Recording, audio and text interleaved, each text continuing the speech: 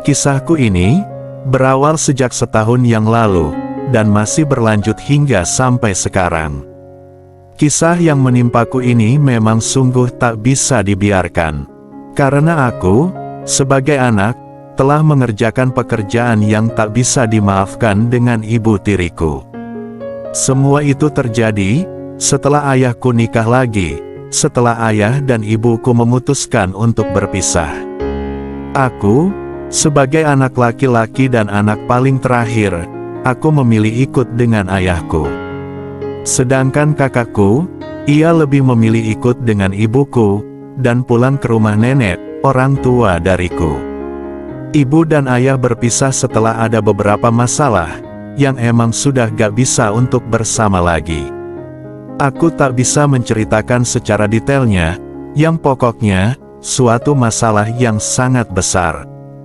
Setelah ayah dan ibu pisah, aku di rumah hanya tinggal berdua saja dengan ayah.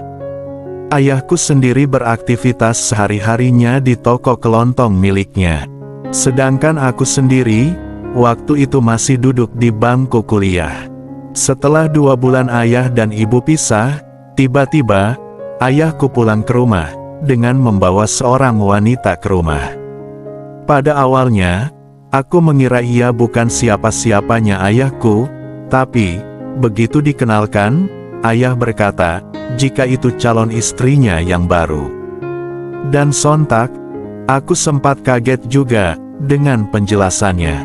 Singkat cerita, di hari Minggu siang, sekitar jam 2, aku baru pulang nongkrong dengan temanku.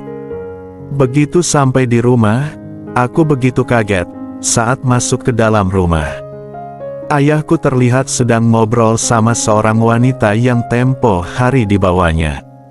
Lalu, ayah menyuruhku untuk duduk. "Arda, duduk dulu, ayah mau ngomong sama kamu, kenalin, tante ini namanya Sarah, dan dia calon ibu tiri kamu," jelasnya. "Iya ya, TPI, ini beneran ayah mau menikah lagi?" tanyaku memastikan. "Iya benar, kamu setuju gak?" tanyanya. "Aku sih setuju-setuju aja ya, tapi, apa gak terlalu cepat, kan ayah baru 2 bulan pisahan sama ibu," ujarku. "Emang kenapa? Kan juga sudah 2 bulan juga," sahut ayah. "Ya udah sih, kalau emang itu sudah jadi keputusan ayah, aku nerima aja, ya sudah, aku mau ke kamarku dulu ya," ucapku. Dan saat itu, aku masih sedikit cuek. Dan aku sendiri, awalnya gak percaya, saat dikasih tahu sama ayah, usia calon ibu tiriku itu. Karena, walaupun ia sudah berusia 48 tahun, namun, ia masih terlihat seperti usia 35 tahunan. Seminggu kemudian, ayah kembali mengajak calon istrinya ke rumah lagi, dan aku masih tetap cuek dengan calon ibu tiriku itu, padahal, hari itu, seharian penuh calon ibu tiriku berada di rumah, untuk membantu memasak, dan membersihkan rumah, akan tetapi, aku masih tetap cuek aja. Singkat cerita, tepat di akhir bulan, ayahku menikah dengan si tante Sarah itu. Dan aku, terpaksa menerimanya menjadi ibu tiriku. Namun, butuh waktu bagiku, sampai 2 minggu, hingga aku benar-benar bisa menerima ibu tiriku itu. Barulah setelah 2 minggu, dan setelah aku melihat sikap dari ibu tiriku yang begitu baik, akhirnya, aku mulai bisa menerimanya sebagai ibu tiriku, dan aku mulai sedikit banyak sudah tidak canggung lagi untuk mengobrol dengannya. Singkat cerita, setelah sebulan menikah, ibu tiriku, yang semulanya berpenampilan rapi dan sopan, tiba-tiba berubah drastis. Setelah menikah, ia lebih sering hanya daster sederhana berbahan tipis dan agak pendek. Awalnya, aku masih biasa saja, dan tidak terlalu memperhatikannya juga. Namun, suatu hari, sekitar jam 1 siang, aku baru saja pulang kuliah. Dan kulihat, mobil ayah tidak terparkir di rumah. Pasti dia lagi pergi sama ibu tiriku, soalnya, kalau ia berangkat ke toko, ayah selalu pakai motor. Aku langsung beranjak ke dalam rumah lewat pintu samping. Saat menuju ke ruangan tengah, aku gak sengaja melihat ibu tiriku sedang istirahat di sofa. Mungkin dia kelelahan dan sampai terlelap waktu nonton TV. Soalnya, TV terlihat masih menyala.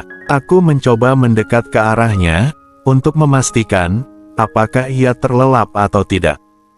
Saat aku mendekat, rupanya benar, ia sudah terlelap. Aku langsung menuju ke ruanganku untuk berkemas-kemas. Kemudian, setelah beberapa menit kemudian, aku hendak makan siang di dapur. Ketika hendak menuju ke meja makan, aku dibuat bengong saat melihat posisinya, yang membuatku kehilangan fokus, karena daster sederhana dan agak pendek tersebut terlihat acak-acakan. Aku terpaku dengan apa yang tersaji di hadapan. Aku langsung menuju meja makan untuk makan siang. Namun, begitu aku selesai makan, timbul niatku untuk kembali menyaksikannya lagi.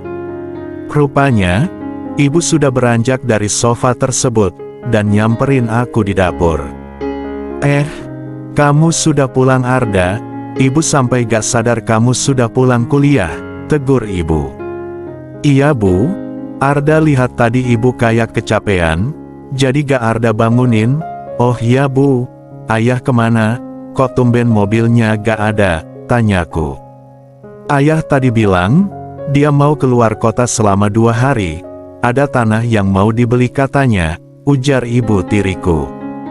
Oh, ya udah bu, aku masuk ke kamar dulu ya bu, mau ngerjain tugas kuliah, jawabku. Namun, ketika aku sudah di ruanganku, aku benar-benar gak bisa fokus ngerjain tugas kuliahnya, karena terus dibayangi oleh pemandangan alam indah yang kulihat tadi. Soalnya, pemandangan alam itu benar-benar jelas terlihat semuanya. Apalagi, kini, hanya ada kami saja di rumah. Singkat cerita, keesokan harinya, sepulang kuliah, aku langsung pulang ke rumah. Arda, kok hari ini pulang lebih awal? Tanyanya. Iya bu, soalnya gak banyak mata kuliah hari ini, sahutku. Oh gitu? Ya udah, makan dulu, ibu udah masak, ucap ibu. Sambil makan, aku memerhatikan ibu tiriku, yang sedang duduk di depanku. Makan kok malah sambil ngelamun sih kamu, tegur ibu tiriku. Arda gak ngelamun kok bu, hanya ngeliatin ibu aja, jawabku. Kenapa ngeliatin ibu? Apa ada yang salah sama ibu? Tanyanya. Iya enggak bu, tapi, emangnya, ibu sudah biasa ya sebelumnya berpenampilan seperti ini? Tanyaku. Iya, emang sudah dari dulu ibu seperti ini, malahan, sejak ibu SMA, ya, penampilannya udah terbiasa seperti ini. Kenapa, kok kamu tanya seperti itu ke ibu? Ujar ibu. Ya enggak sih bu, tapi, di rumah ini kan, ada anak tiri ibu yang udah bujangan bu, jelasku. Ah, kenapa emangnya? Iya, ibu ngerti, emang, hal seperti itu ngaruh ya buat kamu, tanyanya. Iya bu, mau gimana juga, ya tetap aja, apalagi, Arda hampir tiap hari loh, lihat pemandangan ibu seperti ini, jawabku. Biasa aja kok Arda, ya udah, ibu mau bersih-bersih dulu, capek abis ngurusin rumah, ujar ibu. Singkat cerita, setelah makan, aku hendak beranjak ke teras rumah. Entah ibu tiriku ini lupa menutup pintu ruangannya, begitu aku mau ke teras, tanpa niatku, pandanganku teralihkan kepada ibu, yang sedang berganti salinan di dalam ruangannya. Ibuku tiba-tiba menoleh, dan berkata, Arda, kamu ngapain? Udah sana-sana, ucap ibu sambil menutup pintu ruangannya. Kemudian, aku lanjut ke teras rumah, dengan gejolakan yang muncul tiba-tiba. Saat tengah bersantai dan melamun, terdengar ibu memanggil, "Arda, sini dulu bentar," teriaknya dari ruang tengah. Aku langsung bergegas menemuinya, dengan berkata, "Ada apa, Bu?" tanyaku. "Arda, kamu ngapain sih berdiri di situ tadi?" tanyanya. "Iya, Arda tadi mau ke teras kok." Pas Arda lagi jalan mau ke teras, Arda lihat sesuatu. "Ya udah, lagian, pintunya begitu sih," sahutku. "Namanya juga ibu lupa," jawabnya. "Ya udah, berarti, itu kan rezekinya Arda, Bu," ucapku dengan tertawa kecil. "Kamu ini ya benar-benar ya," ucapnya, dengan tersenyum lembut. "Kan, cuma gitu doang kok, Bu. Lagian, sayang juga kalau dilewati," jawabku cengengesan. "Arda, seandainya saja, ibu minta bantuan kamu mau gak nolongin ibu?" tanyanya. "Ya maulah, Bu.